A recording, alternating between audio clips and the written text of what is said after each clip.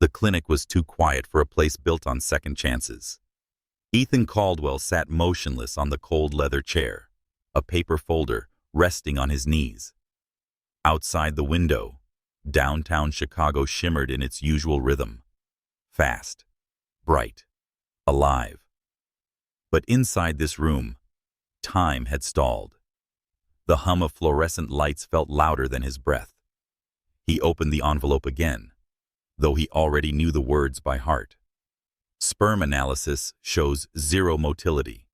Diagnosis: permanent infertility. No chance of natural conception. That was the phrase. So clinical, so final. He was 39, the founder of one of the most powerful tech firms in the Midwest.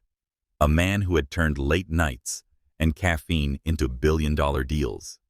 They called him the architect of precision, not because he built code, but because he built control. And control, to Ethan, had always been his armor.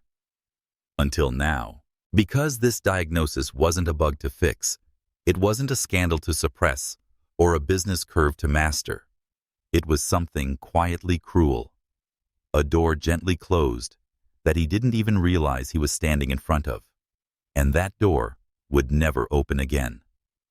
He stared at the page, his jaw tight, not from anger, but from something more profound, something hollow. People assumed that men like Ethan didn't care about fatherhood, that wealth was legacy enough. But they were wrong. He had dreamed of teaching his child to ride a bike, standing on the sidelines of a soccer game and hearing someone call him dad. But dreams like that don't survive words like never. The doctor had tried to soften it. "You can still adopt," she said kindly. "There are options." But they weren't the kind of options Ethan wanted. He didn't just want to be a father. He wanted to become one. To watch a part of him exist in someone else. A smile, a stubborn streak, a soft love for rainy days and old books. He pressed the folder shut. His knuckles were pale. When he walked out into the city, it was dusk. The sun bled into the skyline like ink in water. People bustled past him on the sidewalk, laughing, yelling, living. He moved among them, a silent figure in a tailored coat, carrying a heavy secret that made the air feel dense. Back at his penthouse, he didn't turn on the lights. He poured a drink instead, the sound of ice meeting glass far too loud in the dark. He saw the river winding through the city like a silver scar from the floor-to-ceiling windows. A town he'd conquered. But in that moment, all its towers and lights felt meaningless. What good was success when there was no one to pass it to? No small feet to echo through these marble halls? No laughter? No lullabies? He set the drink down untouched. It wasn't just grief he was feeling. It was grief without language. The ache of something not lost, but never to be had. A strange mourning for a life that would never exist. Some people lose what they love. Others never even get to meet it. And as the night crept in, Ethan Caldwell, a man who had once believed he could control anything, realized this was the one truth he couldn't rewrite. You're not alone if you've ever felt a moment like this. A quiet kind of heartbreak. A future that slipped through your hands before it ever began. Love and healing come in the most unexpected ways. Sometimes, the real story doesn't start with a triumph, but with a silence. What would you have done in Ethan's shoes? We'd love to know your thoughts. Drop them in the comments. And if you believe in stories that speak to the soul, don't forget to like, follow, and stay with us. Because what's coming next might rewrite everything. On the 30th floor of the Halston Tech Tower, while most of the city slept or celebrated Friday night over candlelit dinners and rooftop laughter, Layla Brooks moved like a whisper.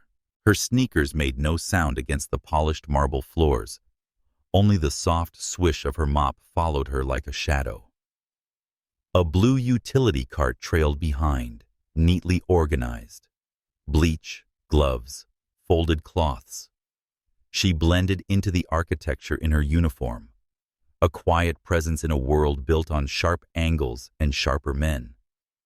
But if someone had listened closely, beyond the clicks of automated lights or the low hum of the building's server room, they would have heard her voice. Not quite singing, not quite humming, more like an echo of a memory. A tune without lyrics, borrowed from a time when her mother's voice still filled their small apartment on South Shore Drive, before illness hollowed it into silence. Layla carried the song like a charm around her heart, something tender to keep the night from swallowing her whole. Layla had long stopped hoping life would slow down for her at 27. She always worked nights to care for her younger brother by day. Jordan was a junior at Loyola, on a full scholarship, but barely making rent. And since their parents passed 4 years ago, Layla had become the roof and the walls of what little remained of their family. There was no time for softness. But it still found her sometimes, when she allowed herself a few seconds to stare out the glass at Lake Michigan, or when the city lights blinked like tiny affirmations. You are still here. She didn't resent the work. Cleaning was honest, in making something gleam again. Her hands were strong. Her back ached some nights, but her conscience never did. Still, on nights like this, when the hallways stretched like empty promises, and the only sound was her breath, she sometimes wondered what it would feel like to be seen, not as a uniform, not as a function, but as a woman. She stopped by the executive wing. It was always last on her list, a long corridor of smoked glass doors, each one housing success in sleek leather chairs and abstract art. Most were dark at this hour, but one, the corner suite, still spilled golden light onto the floor, like it was holding on to the day longer than it should. She hesitated. That was the CEO's office. Ethan Caldwell. She knew the name, of course. Everyone did. He had been on the cover of Forbes, on the building's investor banners.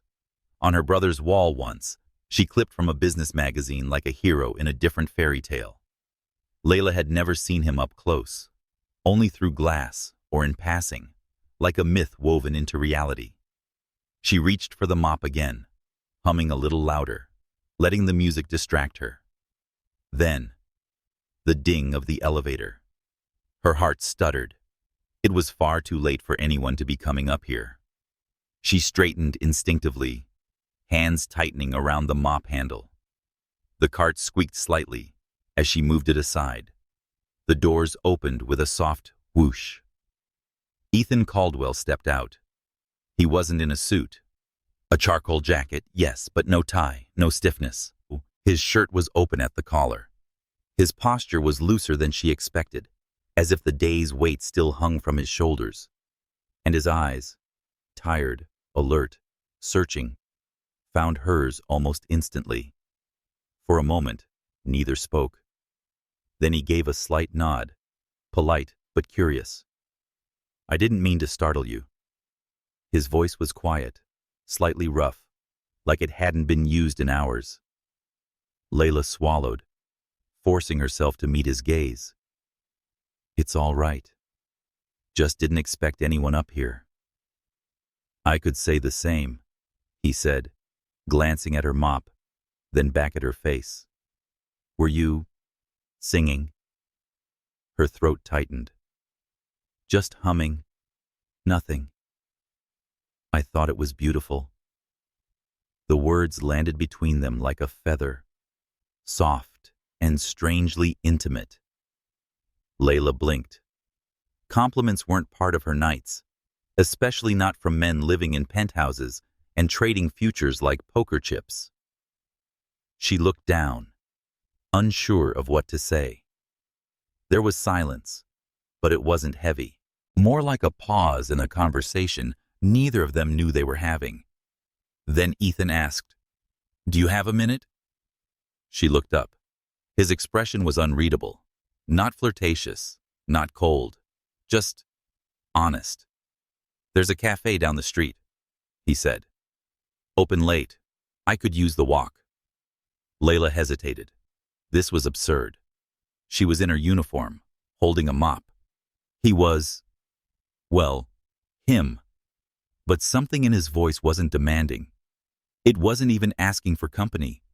It was reaching for a connection.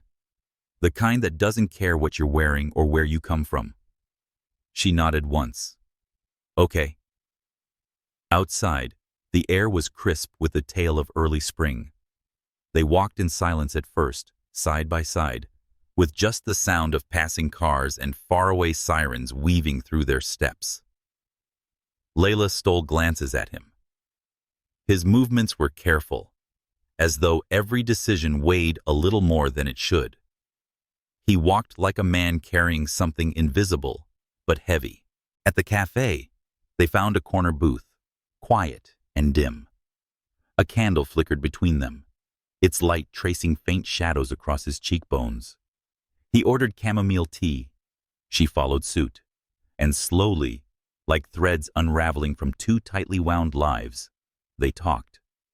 She told him about her brother, about her mother's laugh before the hospital days, about her dream, long postponed, of becoming a nurse for children. He listened, not politely, but deeply. His hands didn't reach for a phone. His eyes never drifted. He asked thoughtful questions and gave soft encouragement. Then he spoke about a childhood in a rundown duplex on the edge of the city. A father who worked night shifts in 3 jobs, still smiled in the mornings, about falling in love young and losing too early. He didn't elaborate. He didn't have to. Some stories are already whole with just a few words. Sometimes, Layla said softly, I think people like us. We meet pain before we know how to name it.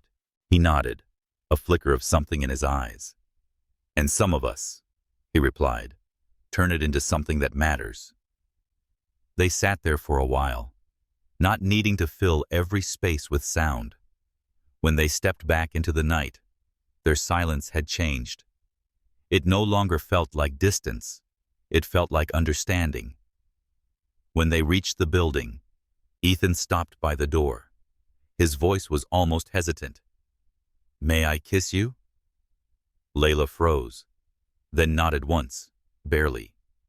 He leaned down, and it wasn't hungry or rushed when his lips met hers. It was reverent, the kind of kiss that doesn't ask for anything but gives everything. And just like that, the city behind them kept spinning. But something inside both of them had shifted. Layla didn't sleep that night. She tried.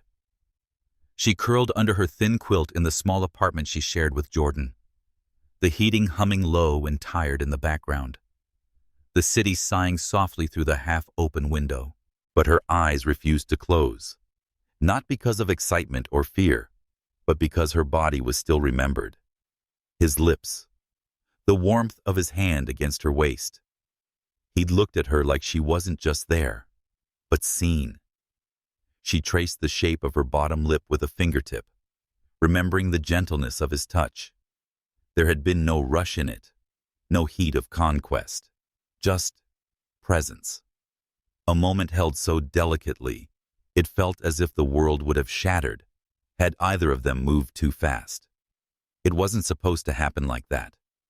Not between someone like her, working nights, balancing bills, folding dreams away for later, and a man whose name echoed in conference rooms and business schools. But maybe that was why it had felt so honest. There had been no performance, just 2 people standing in the quiet between what they were and what they might become. Layla was still wide awake when the sky softened into pale gray. She made herself a mug of ginger tea and stood by the window, watching the streetlights flicker off one by one. The world was waking up, and yet something in her had only just begun to stir. Ethan, meanwhile, had returned to his penthouse with hands that wouldn't stay still. He poured himself a glass of water, drank half of it, set it down, then picked it up again. There was a tremble in his fingertips, not from nerves, but from something more fragile. Something like hope, but I'm still unsure if it had permission to exist. He had kissed her. He didn't plan it. He hadn't even imagined it until the words had left his mouth. "May I kiss you?"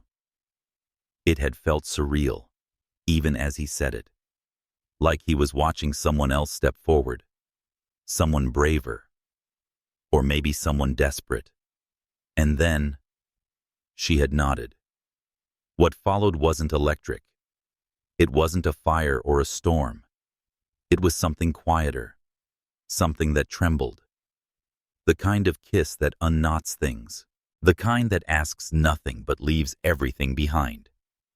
He hadn't kissed anyone in years. Not since Emily. Not since the hospital rooms, the white sheets, the slow unraveling of everything he once believed permanent. That part of his life had been sealed shut, not with bitterness, but reverence.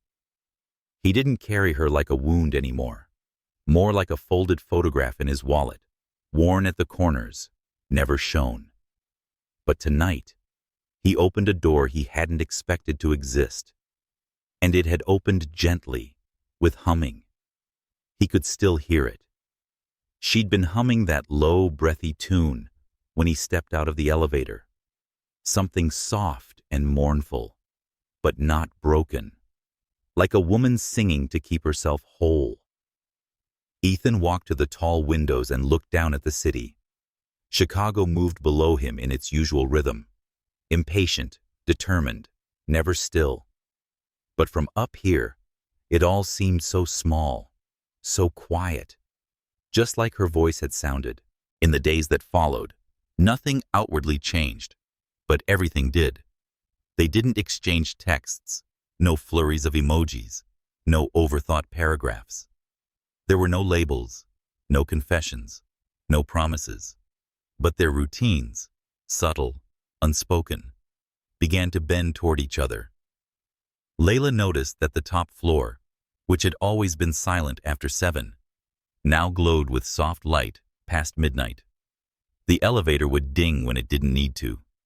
In passing, the security guard would mention that Mr. Caldwell had forgotten something again. And Ethan, a man whose schedule was once planned down to the minute, now found himself pausing. At 11:17 p.m. on Tuesday, he stood beside the janitor's cart, sipping coffee Layla had brought from the break room. On Thursday night, he asked her opinion on the mural in the building's lobby. She hated it. He grinned.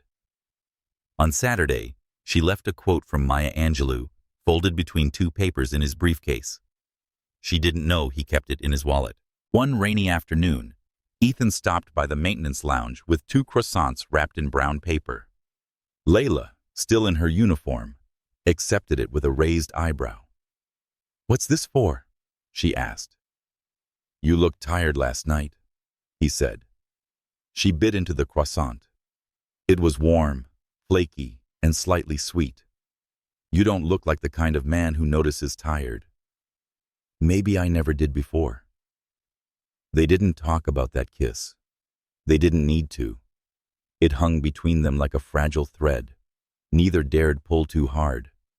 But one night, as they walked side by side through the empty hallways, Layla asked quietly, "Why me?" He didn't answer at first.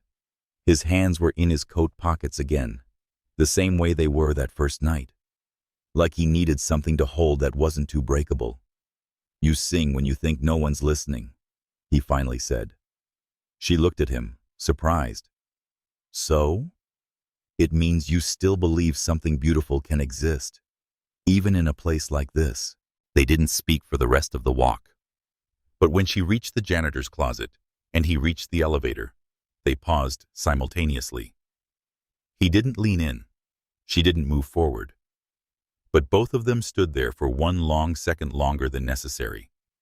And in that pause, something grew. Slowly, steadily. Not romance, not desire, but recognition. 2 people, entirely different on the surface, discovering a rhythm between them that neither quite knew how to name. Yet. The snow arrived late that year.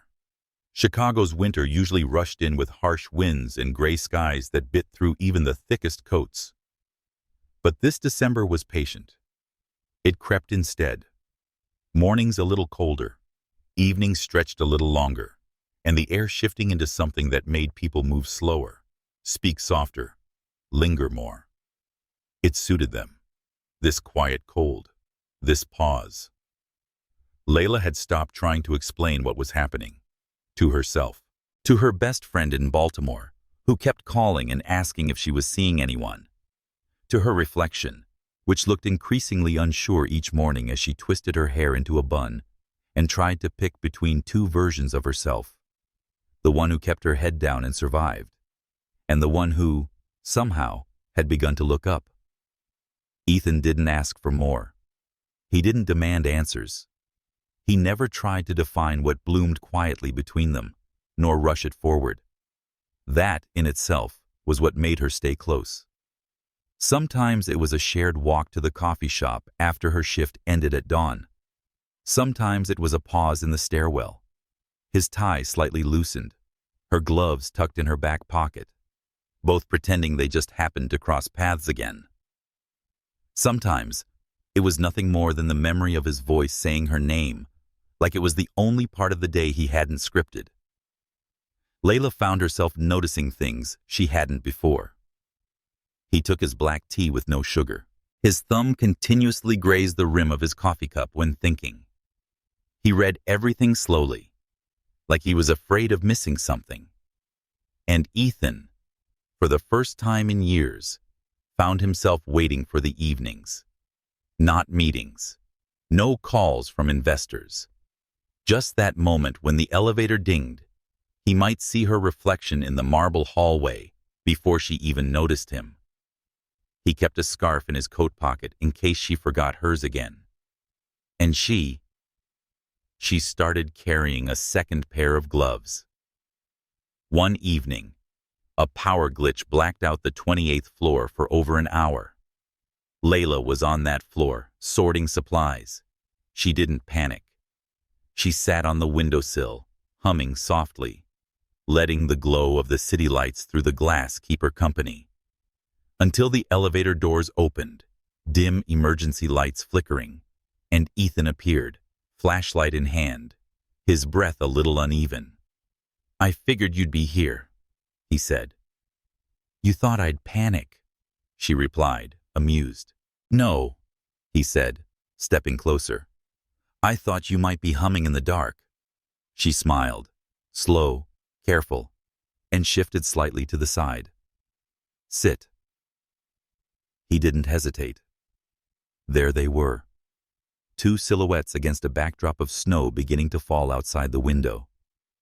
The power is still out, the city humming below, a moment stolen from everything expected. "You're different at night," she said quietly. He glanced sideways. "How so?"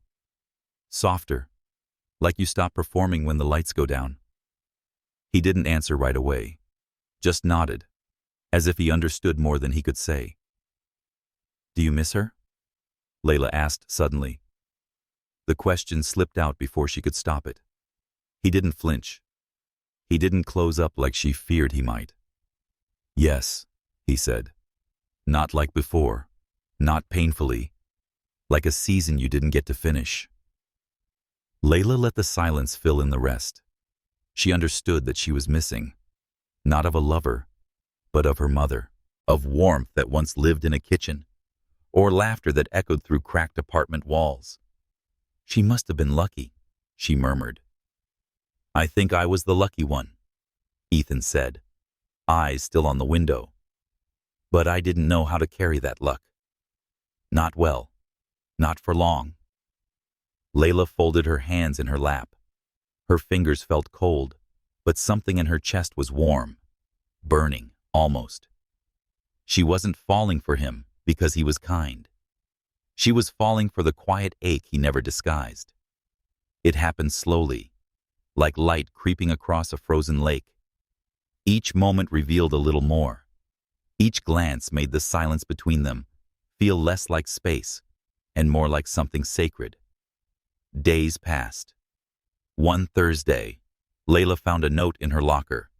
No name, just a typed line on thick cream paper. Some people survive by pretending. Others survive by singing. Thank you for choosing the second. No signature, but she didn't need one. She read it 3 times, folded it, and kept it in her wallet.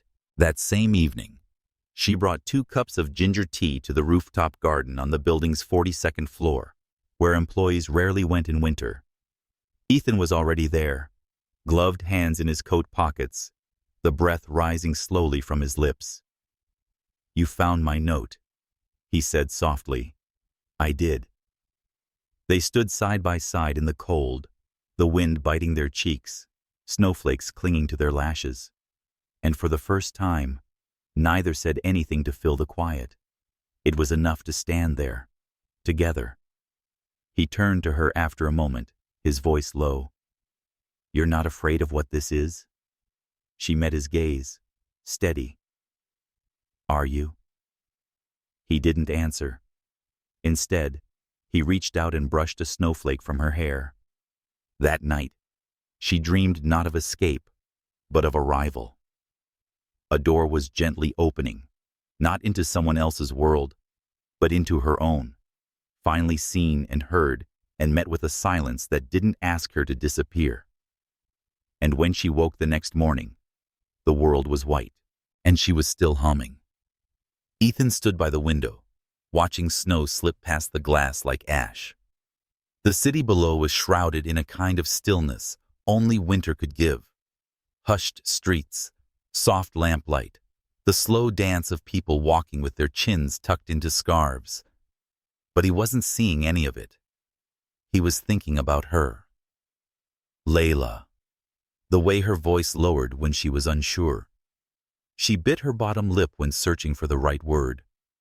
There was a faint crease between her brows when she was focused, even if it was just folding cleaning cloths like they mattered more than they did. Everything about her had become a detail he memorized without trying.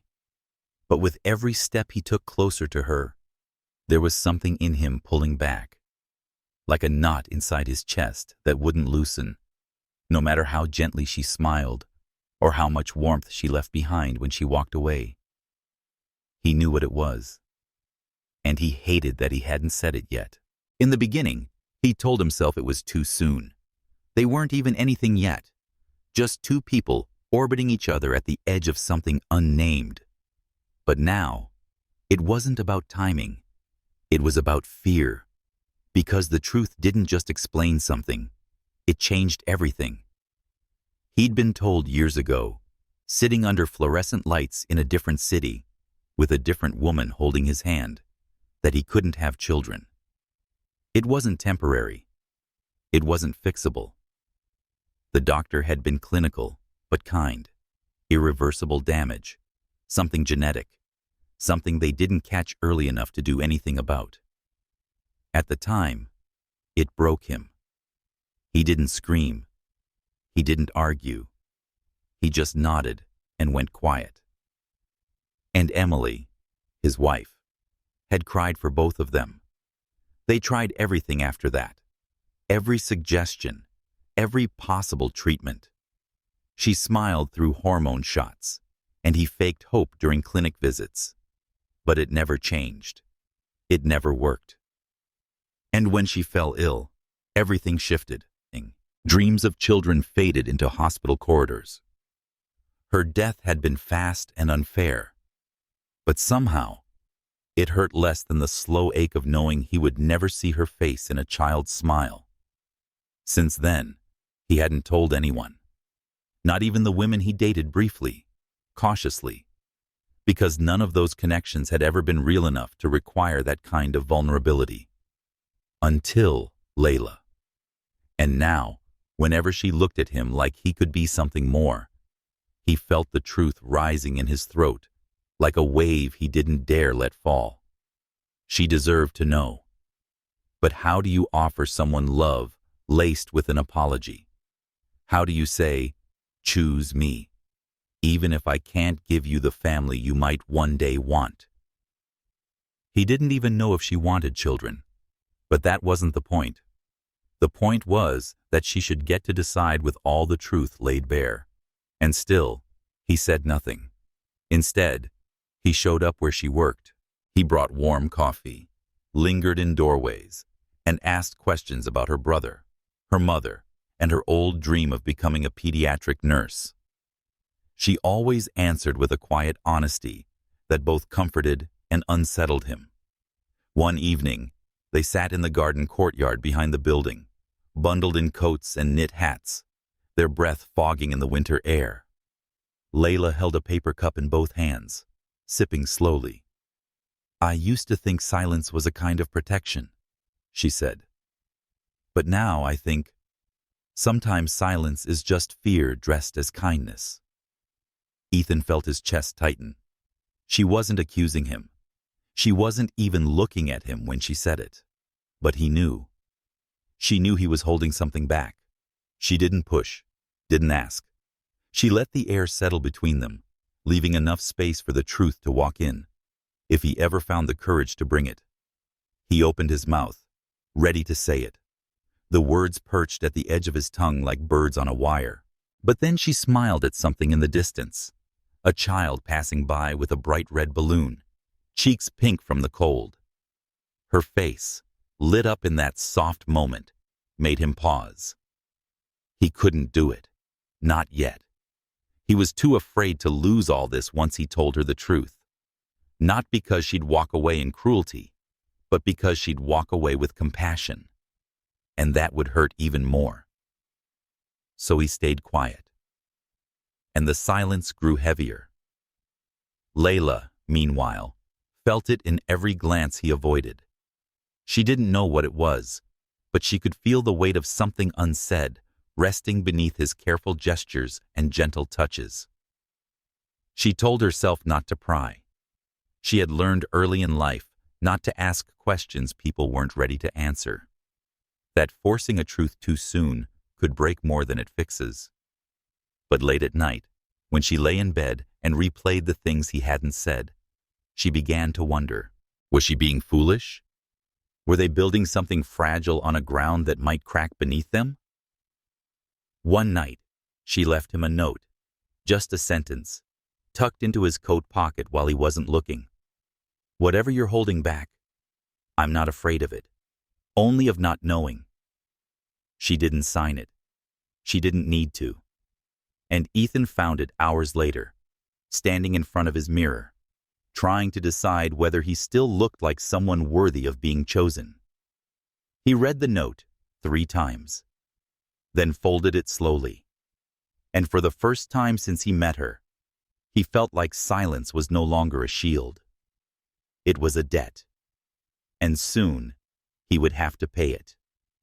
It was the second Thursday of January, and Chicago wore winter like a hush. Snow clung to window ledges and lampposts. The lake had frozen in patches, dull and soft under a sky that refused to turn blue. Layla ended her shift early that night. The floors had been waxed, the windows gleamed, and the building had emptied before midnight, something rare for Halston Tower. But she didn't go home. Her feet almost unconsciously carried her to the rooftop garden, where the city always looked smaller and silence felt safe. He was already there. Ethan stood near the railing, wrapped in a dark wool coat, collar turned up against the wind. His breath left slow, visible trails, and he held a thermos in one hand. He didn't turn around when he heard her footsteps. "I thought you might come," he said quietly. Layla joined him at the edge. Below, the city sparkled like someone had spilled diamonds across black velvet. She reached for the thermos without asking and took a sip.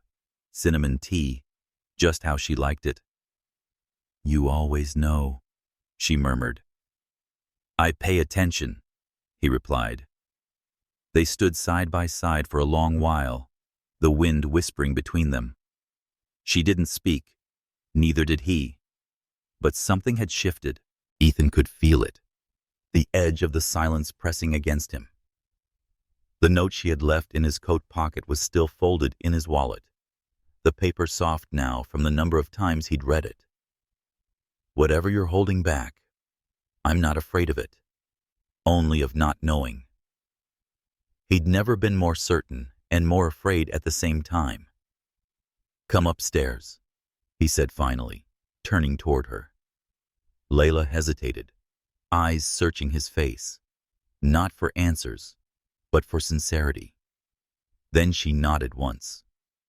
The penthouse was warm when they entered, but not ostentatious.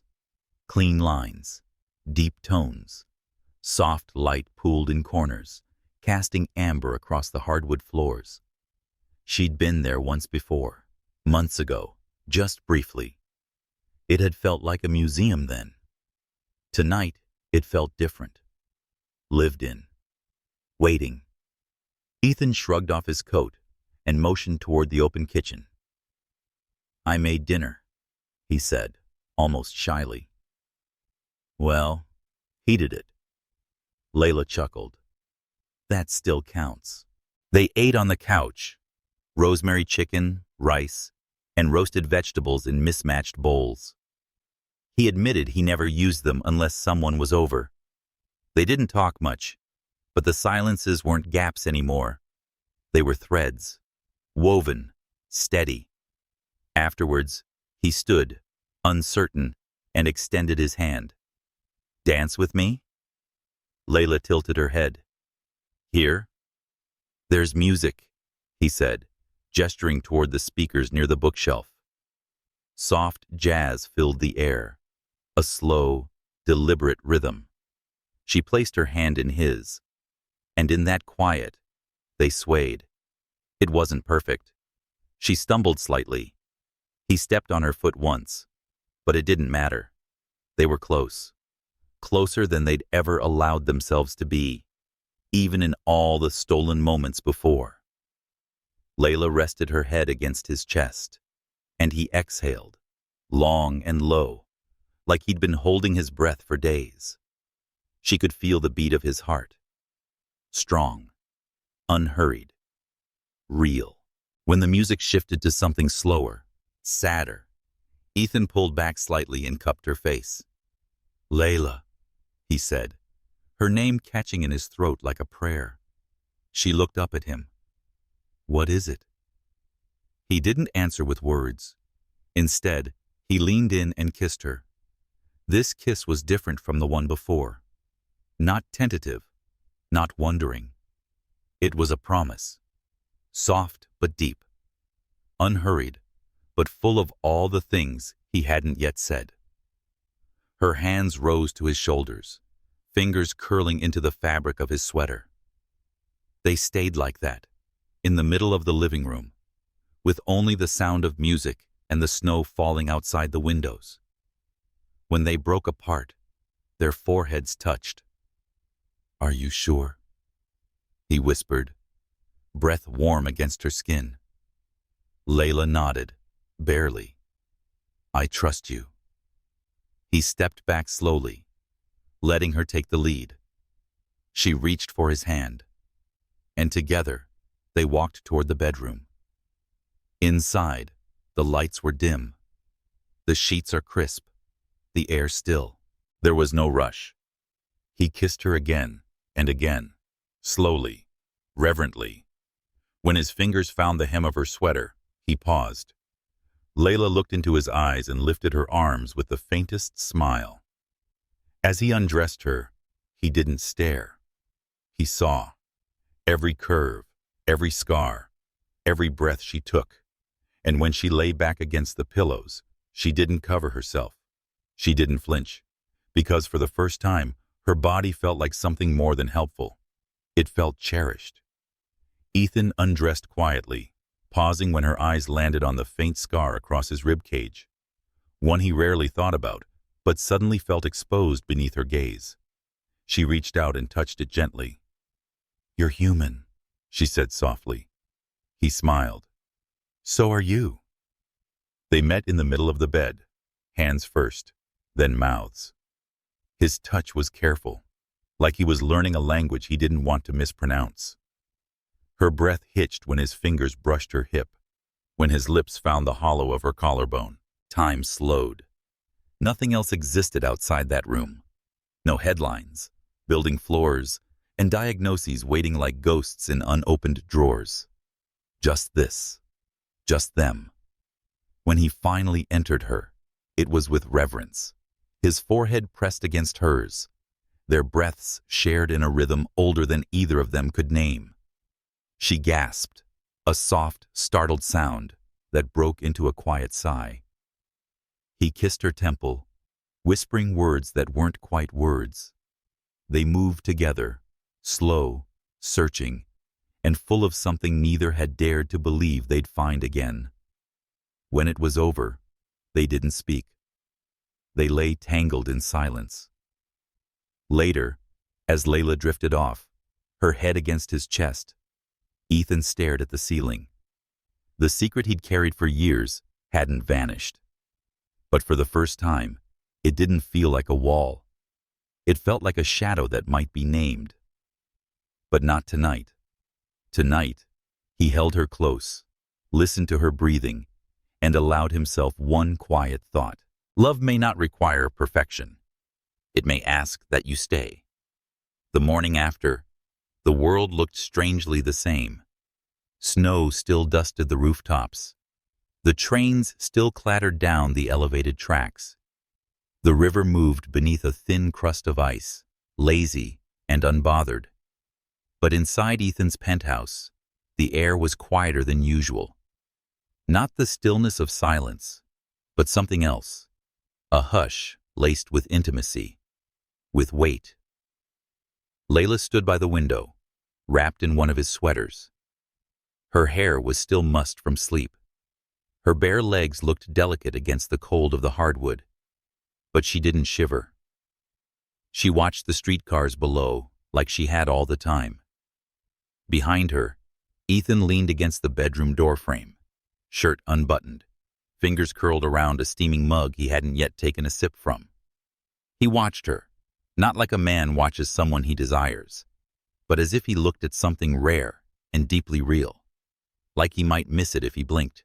"Do you always wake up this early?" she asked without turning around. "Only when I've got something worth staying awake for." She glanced over her shoulder, arching a brow. "That's a dangerous line, Caldwell." He smiled faintly. "It's not a line, it's just true." Layla turned to the window, but not before he caught the blush creeping into her cheekbones. A soft thing, unexpected, like color bleeding through frost. They had made love. But more than that, they had crossed into something unspoken. The kind of closeness that made absence feel unbearable. The kind that left fingerprints beneath the skin, in the quiet spaces between breaths. And yet, Ethan couldn't shake the pressure building inside him. The secret still sat on his chest. He could feel it even now, as he watched her, her shoulders relaxed, the lines around her mouth softer. She trusted him, completely. But she didn't know. She didn't know what the doctor had told him. That years ago, in a quiet office with pale walls and softer voices, he had been told in no uncertain terms that fatherhood would never be part of his future. No matter how much love he carried, or how deeply he wanted it, his body would never have a legacy.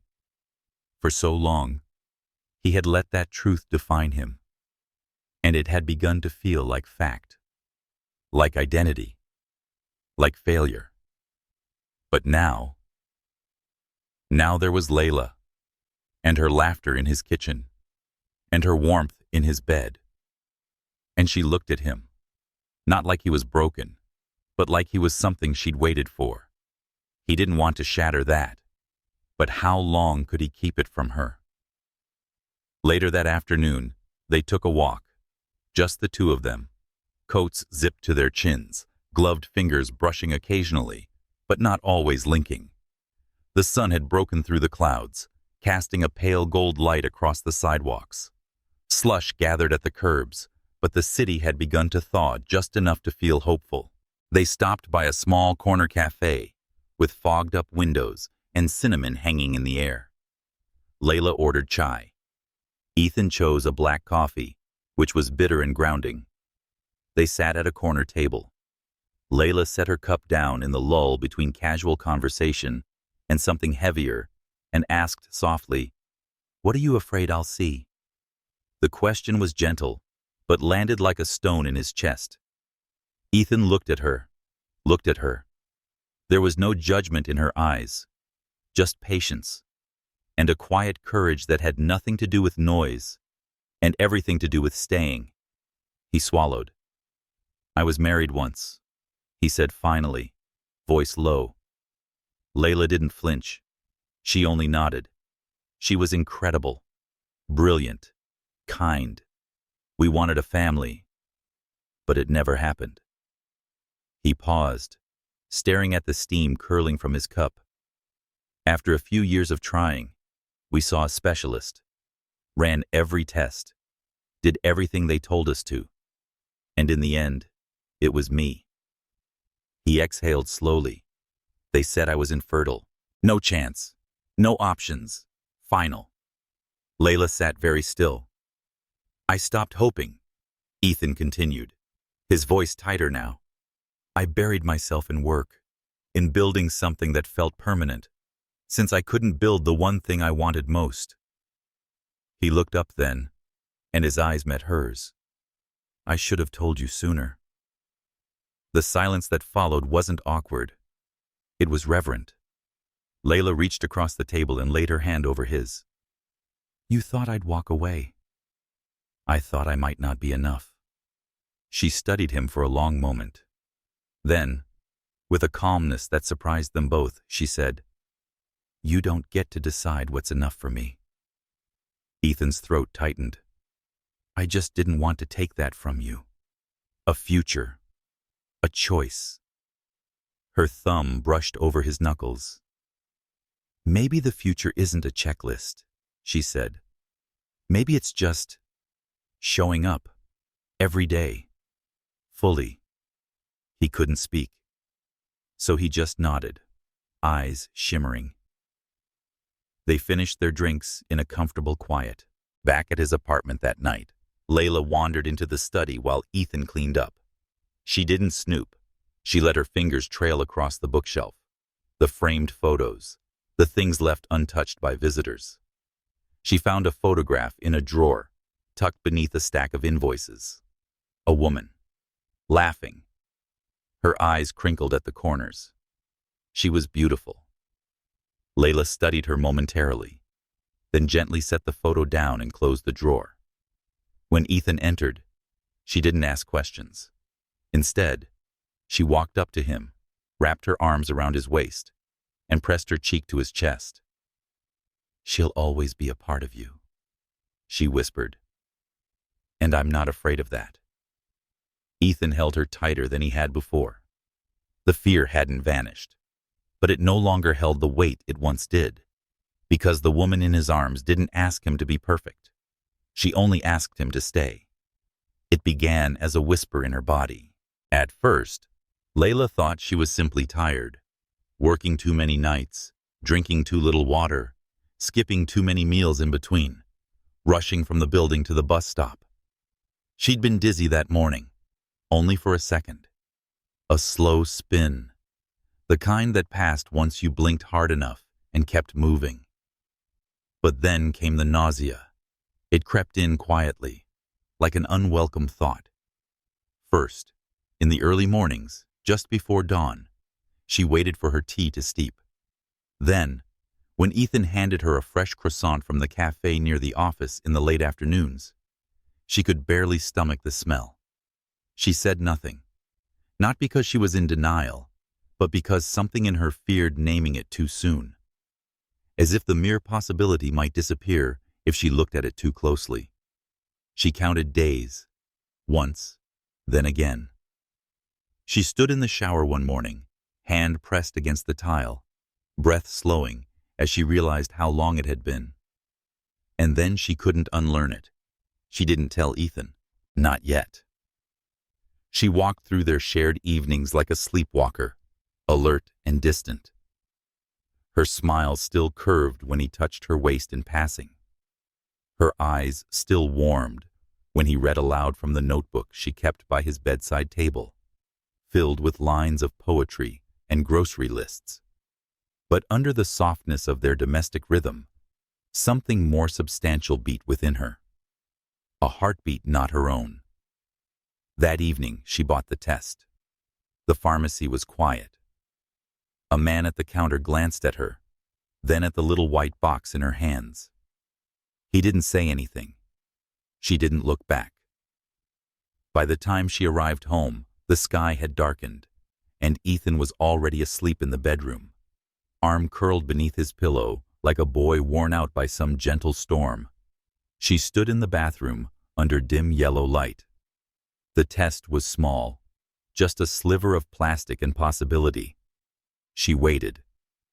The result came slowly, line by line, one pink stripe. Then, hesitantly, irrevocably, a second. Layla sat on the cold floor, knees folded to her chest, hands trembling. She didn't cry. She didn't speak. She stared at the lines that had changed everything. Pregnant. The word echoed through her like a bell underwater, muted but undeniable. She didn't sleep that night. Instead, she lay beside Ethan, her hand resting lightly over her belly, not yet rounded or visible, but no longer empty. In the morning, she told him. She didn't have a plan. There was no practiced speech, no dramatic pause, just the quiet weight of truth, offered with a kind of strength she didn't even know she possessed. He was still buttoning his shirt when she stepped in from the hallway, holding the test. Ethan. He turned, catching the seriousness in her voice immediately. She showed him the test. His eyes flicked down, then up. "I'm pregnant," she said. For a moment, he didn't react. It was as if the words hadn't fully reached him, hadn't pierced the surface of everything he believed about himself and his body. He sat slowly on the edge of the bed, rubbing his hands over his face. "How?" he whispered. Layla stepped closer, her voice steady. "I took 2. Both said the same." He looked at her then, not with suspicion, not with fear, but with something much deeper, wonder laced with disbelief, awe tangled in hesitation. This isn't possible," he said quietly. "I know."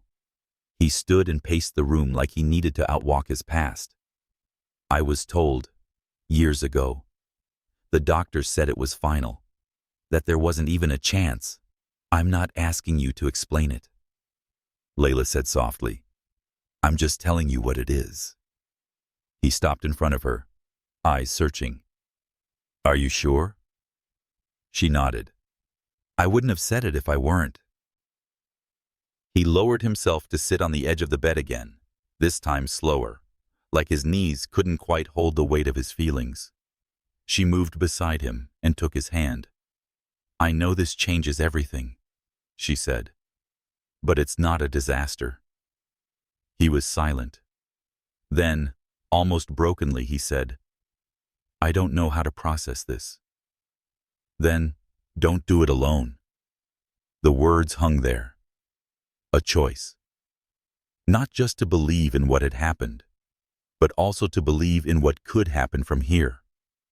He looked at her, and in that moment, something softened behind his eyes. Not fully, not all at once, but enough. The next day, they went to the doctor together. Layla lay on the padded table, her shirt lifted just above her stomach, and Ethan's hand wrapped tightly around hers. The machine beeped softly, and then came the sound, a tiny, rapid thrum, then another. "There's one heartbeat," the doctor said, smiling.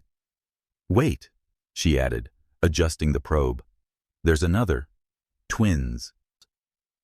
Layla's mouth parted in shock. Ethan froze, eyes wide.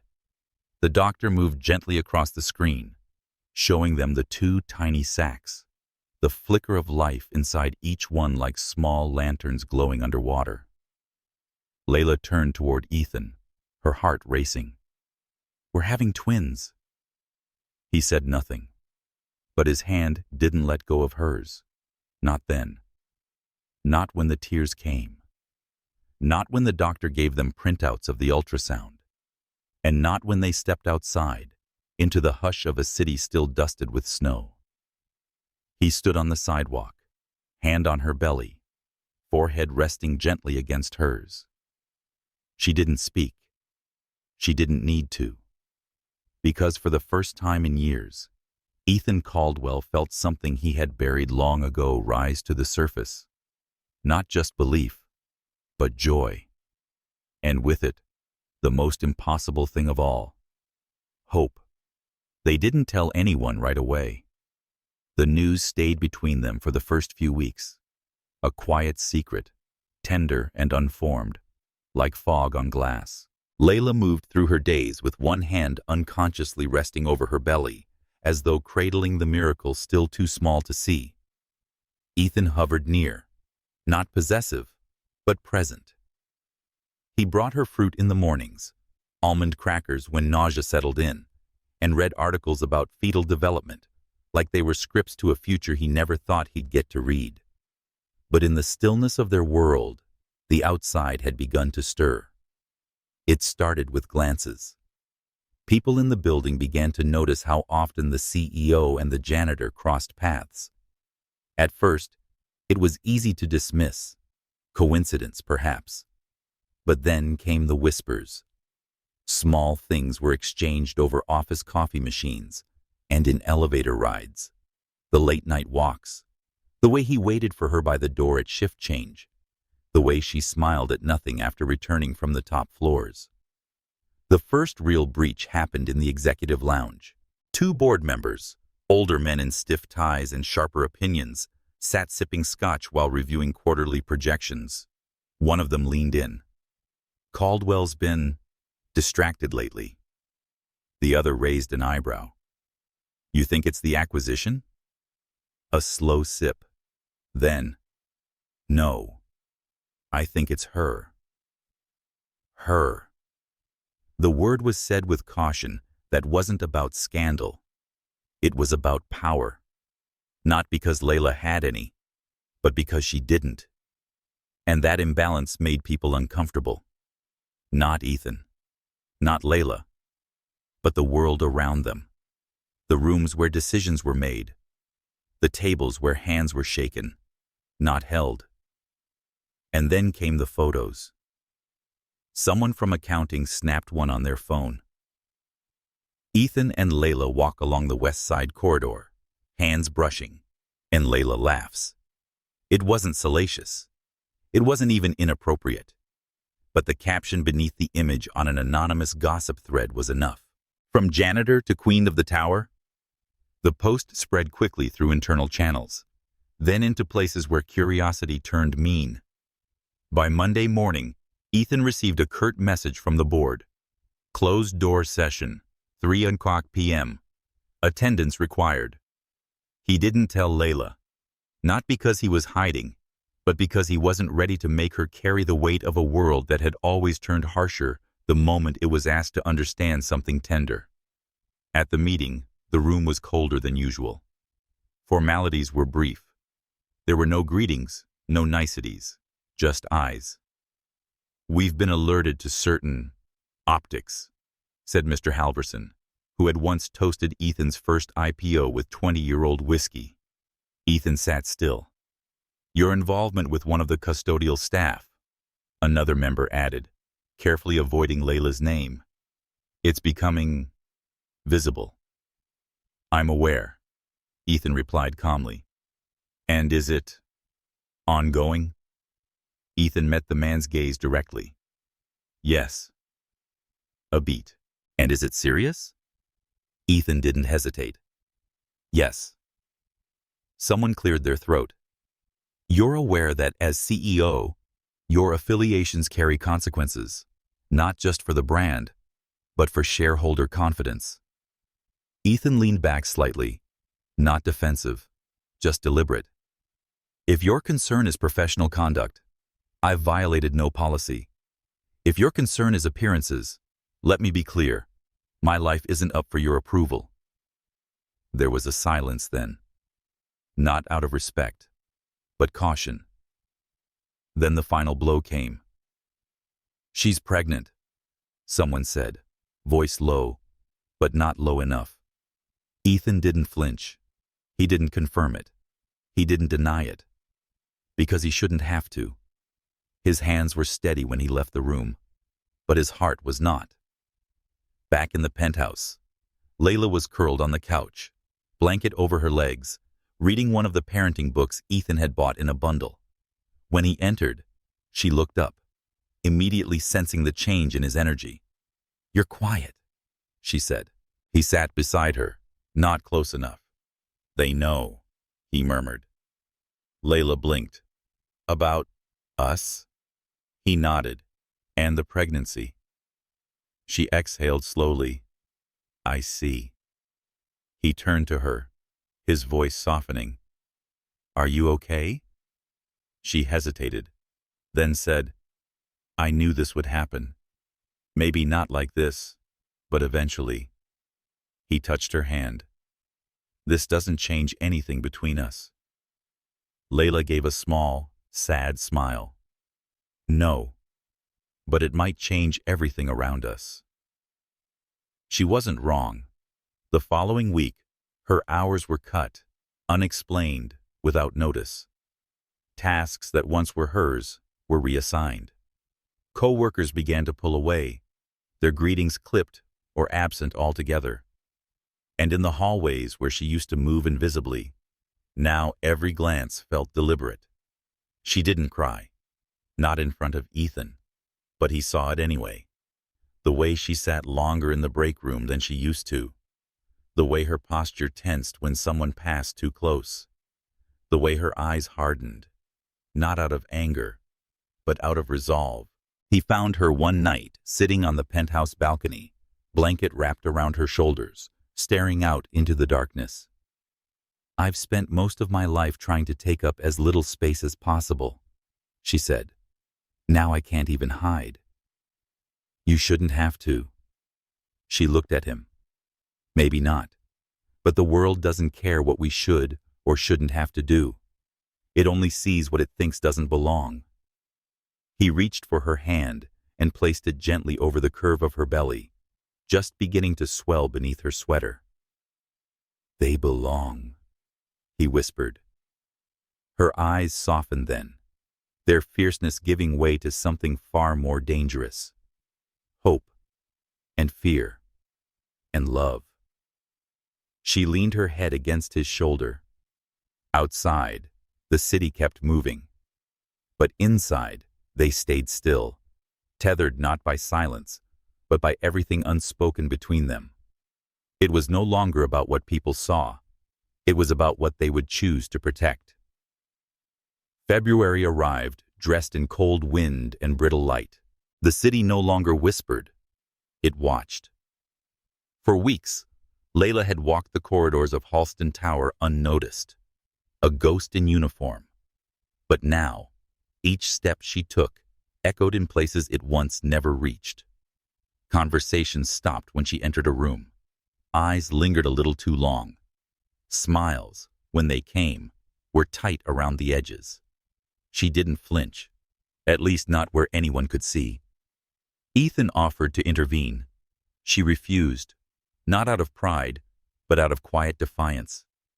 "They already think I'm here because of you," she said one night, her voice level. "I'm not giving them the satisfaction of being right." "But you are here because of me," he answered gently. She turned to him then, her face unreadable. "No, Ethan, I'm here because I worked for it, and I stayed long before you even noticed." His throat tightened. "You're right," she softened, just slightly. "So let me fight this my way." They didn't talk about it again, not directly, but it hung between them. This tension between protection and autonomy, between the man who wanted to shelter her from the world and the woman who had learned to walk through fire without asking for rescue. Still, the pressure built, and it didn't stop at whispers. It reached the press. An article surfaced online. A small publication at first, filled with speculation, half-truths, and phrases like questionable power dynamics and rapid rise from janitorial to personal companion. It was meant without being explicit, and it didn't need to be more than that to leave a stain. Within hours, Ethan's PR team flooded his inbox. We need a statement.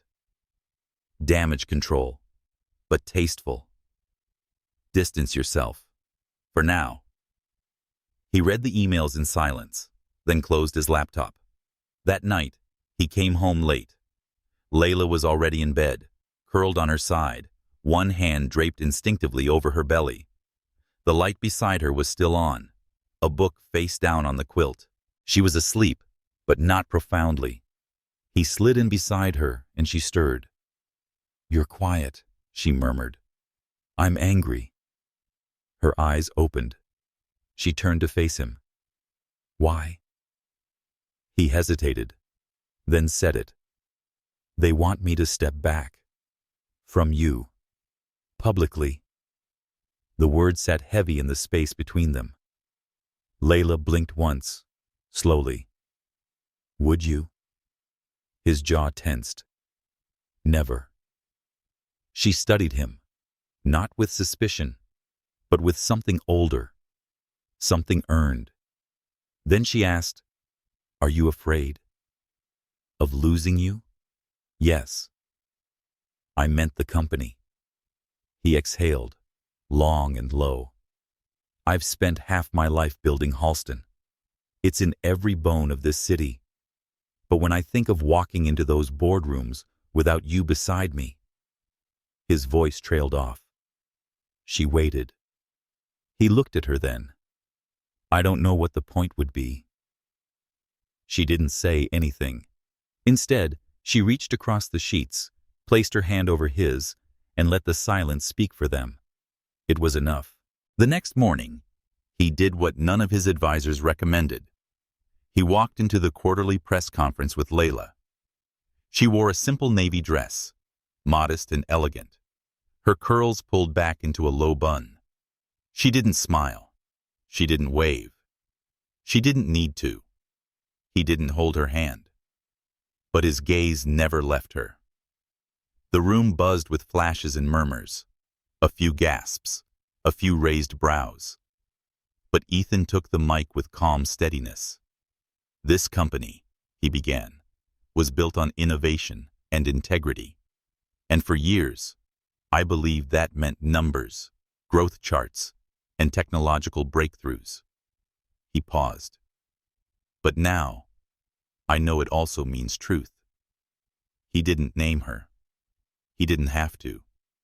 "She's not part of a scandal. She's part of my life. And any institution that believes love must fit a corporate model to be acceptable isn't one I care to represent." Layla stood behind him, unmoving, unapologetic. When the conference ended, the headlines exploded. Half celebrated him for breaking tradition, half questioned his judgment. Investors called. Old partners sent emails filled with concern, thinly veiled as advice. But one message stood out. It came from Ethan's father, a man who had never understood his son's ambition, but respected it. A man who'd raised Ethan on calloused hands and quiet principles. The message was short. "She looks like someone who sees you. I'm proud of you." Ethan didn't cry, but something inside him loosened. At home, Layla sat at the kitchen island, peeling a tangerine. Her face was unreadable, her silence deliberate.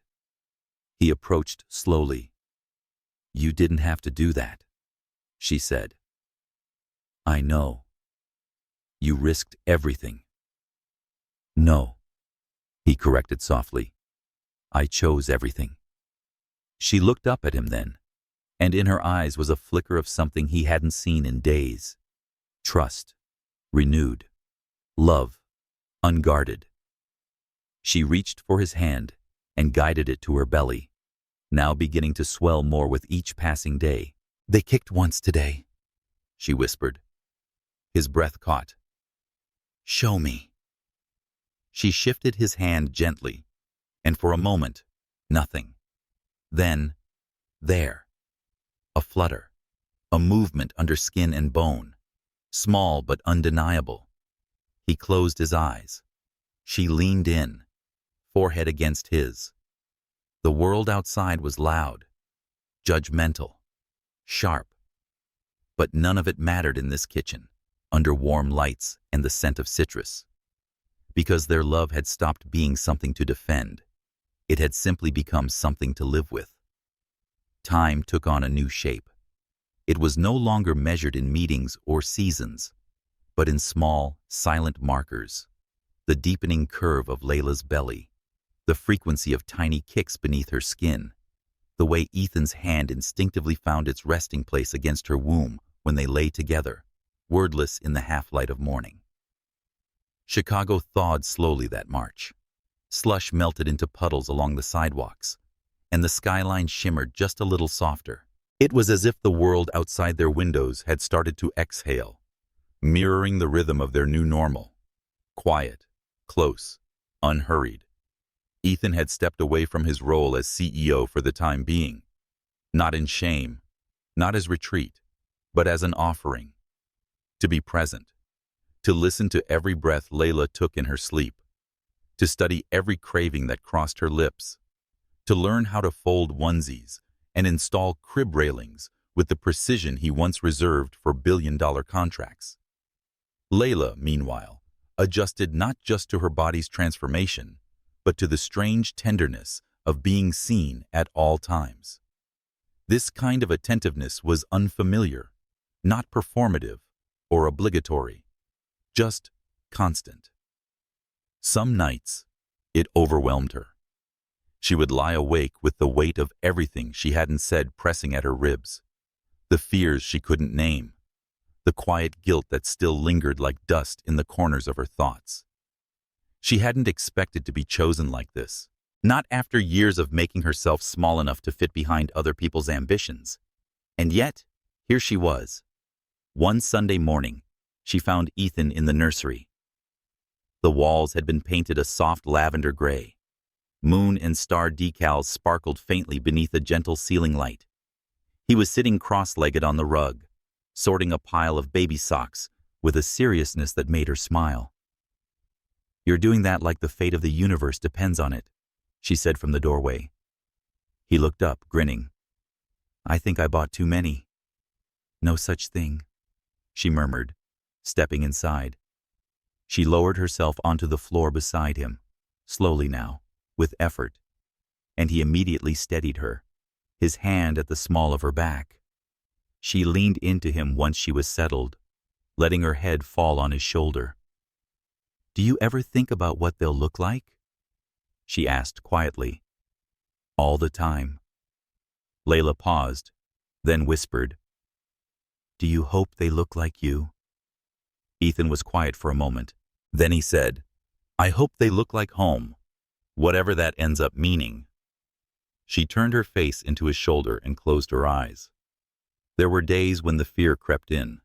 She felt too much, or, when insufficient, she wondered what it meant to raise children in a world that still measured worth in resumes and skin. She questioned whether love, even deep and good, was enough to guard someone from cruelty. But then, there were nights like this, soft, slow, real. And on those nights, she believed again. As the pregnancy progressed, so did the rhythms of their days. Ethan developed a strange devotion to breakfast. He made her steel-cut oats with cinnamon every morning, even when she insisted she didn't want them. He sliced the mango with almost surgical precision. He arranged toast like art. "You know they're not grading you, right?" she teased one morning, eyeing her plate. "I'm grading myself," he replied. Some part of him was still moved by the need to do this right, to earn the life he'd once thought was denied him. Fatherhood, to Ethan, wasn't a title. It was an invitation, one he still couldn't believe he'd received. They attended every doctor's appointment together. Layla would lie on the exam table, fingers laced with his, eyes closed, while the cold gel met her skin. Ethan always watched the screen, entranced. He knew their heartbeats by rhythm now, and could tell them apart. He called them by nicknames only she heard. One afternoon, the technician smiled at the two of them. "You're fortunate," she said. Layla looked over. "You mean the twins?" The woman shook her head gently. "No, each other." They didn't speak about it then, but Ethan touched her stomach at home and whispered, "We'll make them feel safe." Layla nodded, her eyes shining, and loved. One night, when the wind howled outside and the penthouse lights flickered from a passing storm, Layla couldn't sleep. She stood by the window, watching the trees bend along the boulevard far below. Her hands cradled her belly, offering protection not just from weather, but from doubt. Ethan came up behind her, arms circling her waist, chin resting on her shoulder. "What is it?" he asked. "Everything," she admitted. He didn't push. She took a breath. "Sometimes I wonder if I'm just a chapter in your life. One beautiful, unexpected part before you return to the rest of the story." He turned her gently to face him. "You think I have a story without you in it?" "I think," she said carefully, "you lived so much before me. And I'm still catching up." He reached up and brushed a curl from her face. "Layla, you didn't enter my life mid-sentence. You started a new page." Her eyes welled up then, because she knew he meant it. She pressed her forehead to his. "Promise me we won't forget this part, even when they're crying and everything's chaos." "I won't forget," he whispered. "Not a moment." They stood there for a long time, while the city trembled outside, and their home stood still. Inside her, two lives shifted, restless and real. Outside them, the world spun on, uncaring and wide. But in the space between those things, there was something rare, a man and a woman, waiting, not in fear, but in love. Spring arrived like a breath. No final snowfall, no fierce rainstorm to mark its entrance. Just a morning when sunlight spilled through the curtains more than usual, and birdsong drifted from the distant park. Layla woke earlier than usual. She lay still in bed, unmoving. Ethan was still asleep, his hand resting instinctively over her belly, where two tiny lives shifted now and then beneath the stretched skin. There was something tender and quietly sad at that moment. It was like time slowed down to let her hold on a little longer. She didn't want to wake him, nor did she want to disturb the stillness surrounding them both. Layla rose, wrapped herself in a soft, oversized cardigan, and stepped onto the balcony. The air was cool, the scent of early blossoms threading through the breeze between tall buildings. The city below was still sleepy. Buses moved sporadically, shops remained dark, and windows stayed shut. She placed her hand gently over her belly, now round, full, a wordless whisper. "We're almost there," she said softly, as if someone was listening. Somewhere behind her, Ethan had woken. He didn't call out, just stood at the glass door watching her, small, still, and steadier than anything he'd ever known. He had once lost the woman he loved, and lost the idea of family too. But Layla had done what no one else could, given him back the ability to dream about something he thought was gone forever. "Couldn't sleep?" he asked when she walked back in. Layla shook her head, smiling. They wouldn't stop kicking. He bent down, pressing his ear against her belly. "Kids, your mom hasn't had coffee yet. Can we all calm down?" She laughed, a short, bright laugh, like the soundtrack of mornings that mattered. That morning's breakfast was simple: toast, avocado, and orange juice. But when Ethan poured her a glass of water, his hand stilled. "I just remembered," he said. "Today's the anniversary of my mom's passing." Layla looked at him, not asking anything more. "I never thought I'd become a father without her here," he said, voice softening. "She always wanted grandchildren, though she never said it out loud." Layla placed her hand over his. "I think she knows," she said. "Somewhere. And she's proud of you." The rest of the day moved gently. They walked by the lake, where they'd first met after that late-night cafe years ago.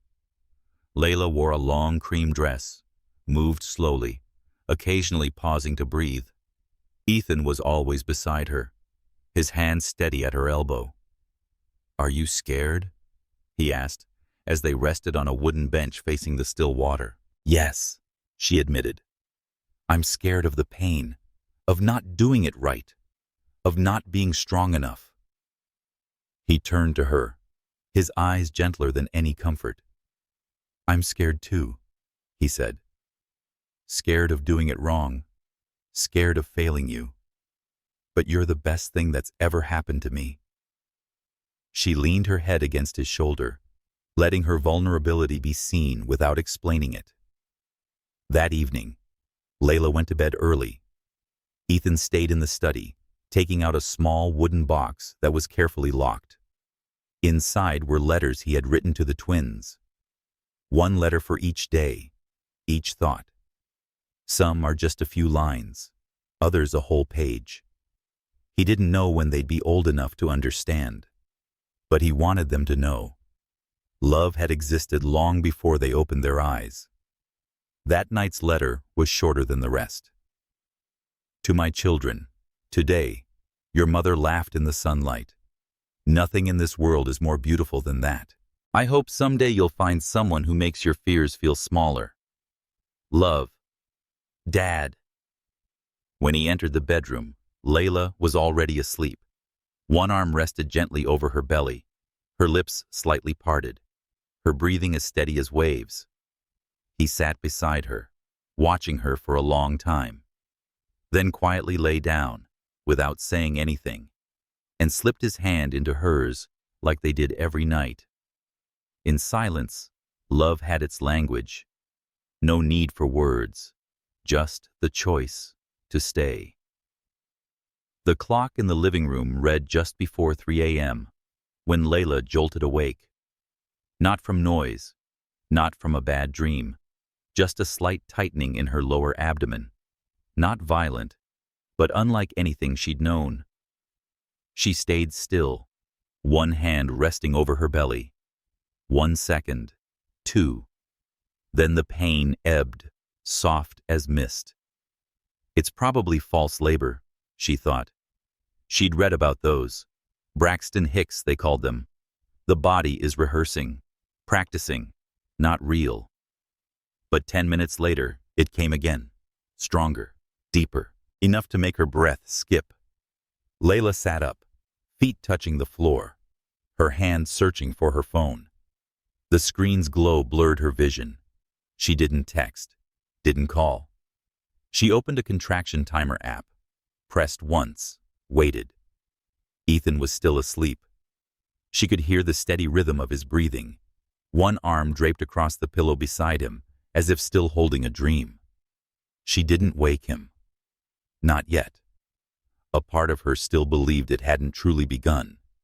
But she couldn't sit still by the third contraction, firm and lasting. She entered the bathroom, flicked on the small light, and stood before the mirror. The woman who stared back looked calm. Strangely so. Though sweat had gathered on her brow, though her fingers gripped the edge of the sink, Layla wasn't panicking. She whispered to the mirror, "It's time." Ethan woke with his heart pounding. He didn't see Layla in the bed. The blanket still held her shape. When he stepped onto the floor, an intuition, sharp as a blade, ran through him. He saw the light under the bathroom door. "Layla?" His voice was hoarse with sleep. The door cracked open. She stood there, hair slightly tousled, back curved just enough to betray the discomfort. One hand braced against the sink, the other cradling her belly like she was already halfway to motherhood. She turned to him and smiled, slightly trembling. "I think it's happening." A pause. Ethan didn't speak for a long beat. Then he nodded, as if his body knew what to do before his mind caught up. He grabbed the coat, the shoes, and the bag they'd packed weeks ago. He steadied her with both hands, like lifting something precious and fragile. Outside, the city slept. The streetlights cast long shadows on the damp pavement. The car ride was quiet. Layla closed her eyes, breathing through the pain. Ethan never let go of her hand, not once. At the hospital, things moved quickly, but not with chaos. Layla was taken to the delivery room. Nurses whispered, exchanged glances that held kindness and focus. A young doctor placed her hand gently on Layla's belly and listened to the heartbeat with a Doppler. "All looks good," she said. "We'll be watching closely." Ethan stayed beside Layla the entire time. He sat in the chair beside her, face unshaven, eyes tired. When each wave of pain came, Layla gripped his hand, and he held on tighter, saying nothing, offering only his presence. By dawn, the rhythm of the contractions changed. The pain grew relentless, rolling through her like waves crashing against stone. Her body trembled. "I can't do this," she gasped, tears spilling without warning. Ethan leaned close, forehead to hers. "You already are. You've been doing this for months. We're almost there. I'm right here." His words didn't stop the pain, but they made her believe she wasn't alone. And sometimes, that was enough. By midday, everything blurred. The doctor's voice, the nurses counting. Layla could barely process it. She only felt the ache, the roaring in her ears, the weight of every breath. And Ethan's hand, still there. Then, a sharp, high cry broke through the air. Not hers, a child's. A nurse held up a tiny pink-skinned baby girl, fists clenched, mouth open in protest. Layla wept. "First girl," the doctor said gently. Before she could hold her, the next contraction surged, another push, and 10 minutes later, a second cry rang out, lighter, softer. "A boy," the nurse announced, placing him on Layla's chest. Ethan stood frozen, hands on his head, eyes rimmed with tears. He was speechless when he looked down at the newborns, flushed and breathing, impossibly alive. Layla whispered, breath thin as air, "Nova and Elias." Ethan placed a hand over her back, over the babies, all 4 of them, tethered by something more than blood. A family, a truth, a thing that no one, no matter who they were or what they believed, could deny. Something was born in that room, among machines, cries, and broken breaths. Not just the twins, but love is complete, unconditional, and eternal. The room had grown quiet again. After the nurses had slipped out, and the charting was done, and the soft hum of monitors fell into a distant rhythm, Layla lay still, cocooned in warm blankets, her arms wrapped around the 2 tiny lives on her chest. Nova's fingers curled instinctively around the collar of Layla's gown, her eyelids fluttering like she was already dreaming. Elias lay tucked against his sister, lips parting ever so slightly as he sighed in his sleep. A pale light filtered through the sheer curtains outside the window, painting soft, golden strokes across the walls. It was late afternoon now, the kind of light that felt like a secret shared between day and night. Ethan sat beside the bed, one hand resting on Layla's ankle beneath the blanket, the other holding a small sketchbook he hadn't touched in months. He wasn't drawing and just holding it. It is as if he could anchor himself to this new reality by touching something from before. Every few minutes, he looked up from it to watch her. She was different now. Not because of the exhaustion etched in her features, or the soft bruising under her eyes, but because of the quiet power she radiated, even in stillness. She had done something that rewrote the way he saw strength. It didn't come with noise or bravado. It came with surrender, with faith, with pain she didn't run from. He reached forward, brushing a lock of hair from her damp forehead. "You look like them," he whispered. Layla opened her eyes slowly. Her voice came out hoarse, threaded with the remnants of labor. "Which part?" "The calm," he said, "and the mystery." She smiled, barely, but he saw it. The hospital room, though sterile and quiet, had become something intimate, sacred. The kind of space where words were fewer and meaning grew dense, where everything felt fragile, yet deeply confident. Nova stirred slightly.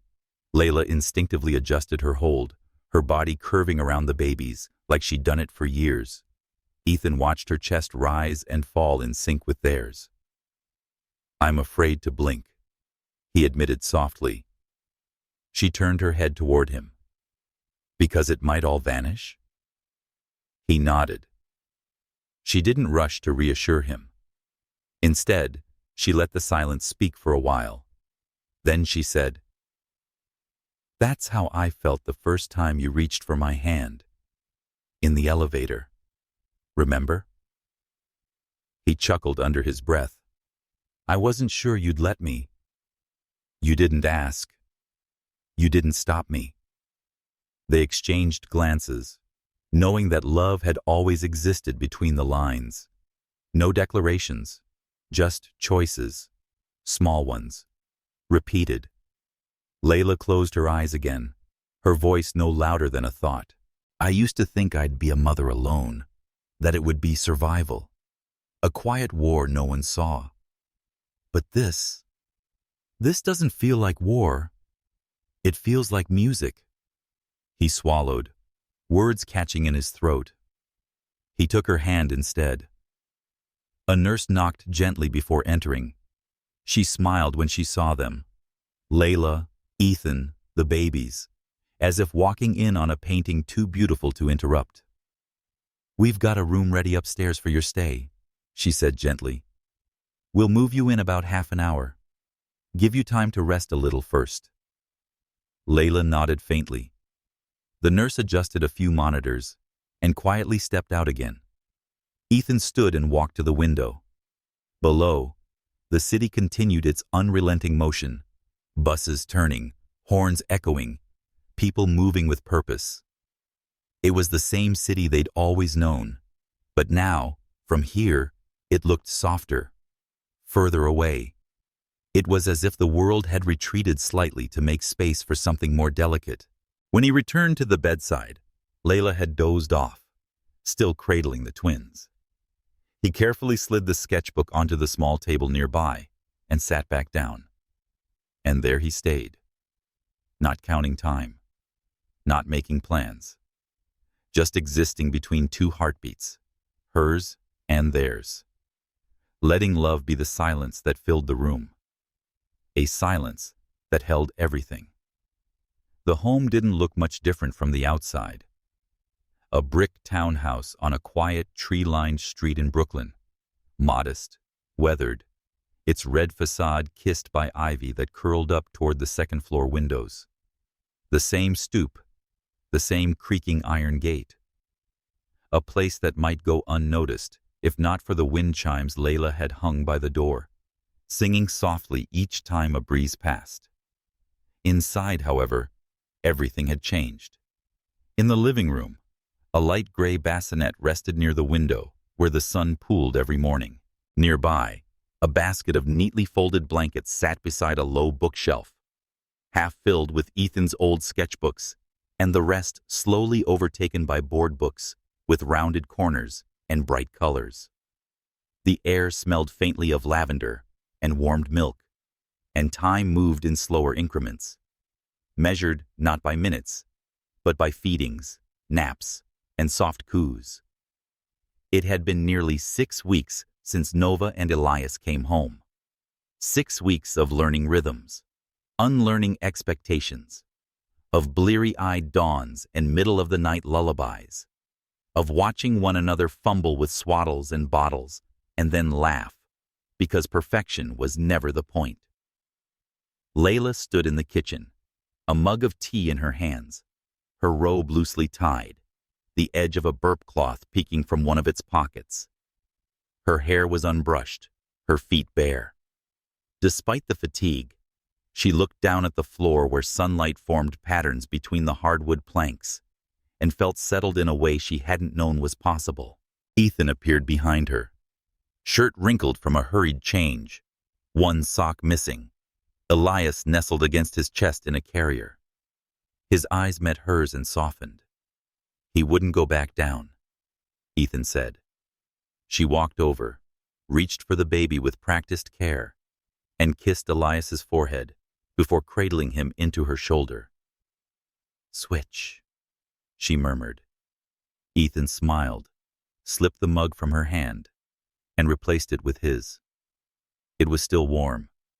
She sipped it slowly, letting the steam rise into her tired eyes. They didn't speak for a moment.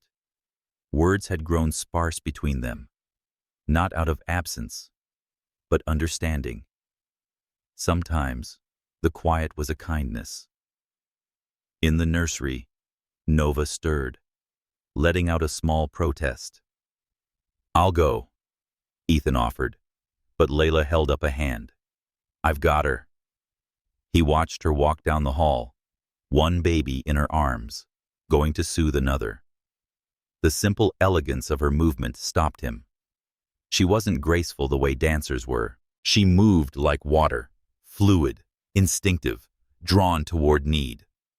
He walked into the living room, picked up one of his sketchbooks, and flipped to a half-finished page. It was a drawing of Layla from the hospital. Her profile blurred, head bowed toward the twins, every pencil stroke a reverent whisper. He hadn't touched the page since that day. He sharpened his pencil. By the time Layla returned, Elias was asleep again in her arms, and Ethan had drawn her hands, cupping something unseen, holding more than they should be able to keep. "Did she settle?" he asked. Layla nodded, easing Elias back into the bassinet. "They're both asleep, for now."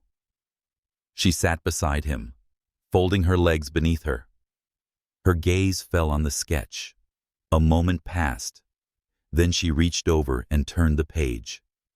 "Draw something new," she said quietly. He looked at her. "Draw this. Now. Us." He hesitated. "You mean the mess?" She shrugged. "The truth." He studied her face, so open, so unguarded, and began. He didn't try to beautify. He drew the uneven lines under her eyes, the way her shoulders sloped from holding too much weight. He pulled his posture, slightly hunched, one foot bare. He sketched the bassinet, the toys spilling from an open basket, and the faint ring from her tea mug on the coffee table. But he also drew their hands, reaching, overlapping. As the pencil moved, Layla leaned her head against his shoulder. He kept drawing. They sat like that for a long time, while outside, the afternoon turned slowly into the golden hush of early evening. The soft rustle of blankets came from the other room, a sleepy cry, and then stillness again. Their house, once just walls and corners, had become something else, a place where each breath mattered, A place that expanded and contracted, like lungs. A house that no longer echoed with silence, but with life. And beneath that, life was a quiet, enduring truth. Some love stories aren't told in declarations. They're written in small gestures, in early mornings and late nights, in shared exhaustion and quiet triumph, in the choosing, day after day, to build something that feels like forever. The rain had just stopped when Layla stepped outside with Nova in her arms. The air still carried the earthy scent of wet pavement and budding leaves, and above them, the clouds had started to part. Just enough for slivers of light to break through, like soft threads mending a sky that had nearly unraveled. Ethan followed a few moments later, and Elias pressed against his chest in the familiar sling. He said nothing as he walked down the porch steps, adjusted the blanket around his son's shoulders, and placed him beside her. They didn't speak, but they didn't need to. The world around them felt suspended, like the city had exhaled just for them. A single robin chirped somewhere above, and across the street, an older couple walked hand in hand, nodding gently as they passed. The ordinary had never seemed so quietly beautiful. Layla turned to him. They'll never know how much it took to get here. Ethan looked at her, then at the children sleeping in their arms. No, he said. But maybe that's the point. Maybe the best kind of love is the kind they never have to question. She nodded slowly, and her gaze wandered to the ivy creeping up their small red brick home for a moment. The same home where they'd once feared the silence, where they'd fumbled with swaddles and sleeplessness, where they learned to speak without words and grow roots they didn't know they were planting. Inside, the walls were no longer pristine. There were fingerprints near the baseboards, a chipped mug in the sink, and crayon marks faintly scrubbed from the hallway wall. But it was theirs, lived in and loved in. The babies stirred, as if they sensed something had shifted, a chapter quietly closing. But not the story, because the truth is that love doesn't end with a kiss, a birth, or even a promise. It continues in the things that aren't captured on camera. The nights they stood together in the dark when neither knew what to say. The morning Layla cried over spilled formula. The quiet victory when Nova giggled for the first time. Or Elias reached for Ethan's hand and wouldn't let go. They had learned that happily ever after wasn't one grand moment. It was the choice to stay, to show up, to be kind when tired, to love through doubt, to let joy bloom in unexpected places. Layla rested her head against Ethan's shoulder. Do you ever think about how close we were to missing this? He didn't answer immediately. His eyes were focused on the horizon, where the first soft hues of sunset had begun to stretch across the sky like a watercolor left in the rain. Every day, he said finally. And every day I think, what if we hadn't fought for it? She didn't respond. She didn't need to. Instead, she stepped back inside with Nova tucked against her, the screen door whispering shut behind her. Ethan lingered longer, watching the street, the sky, and the soft glow from their front window. And then he followed. That night, after the twins had finally drifted asleep and the house hummed with the low comfort of stability, Ethan opened a new sketchbook. He didn't try to draw the babies. He didn't try to capture Layla's face. Instead, he drew their hands, all four of them, reaching, holding, belonging. Because in the end, it wasn't the dramatic moments that defined them. It was the quiet ones, the ones without fanfare, the ones no one else would ever see. And perhaps that's where the most authentic love lives. Not in fireworks, but in the soft, enduring glow of two people choosing each other, again and again, even when the world grows loud, the path bends, and the ending never quite arrives. Just like that, their story didn't conclude. It continued, not in grand gestures, but in the beautiful rhythm of everyday grace. If this story found its way into your heart, leave a piece of yours in the comments below. Let us know which moment lingered with you. And if you'd like to continue walking with us through stories of quiet love and undeniable strength, follow our journey.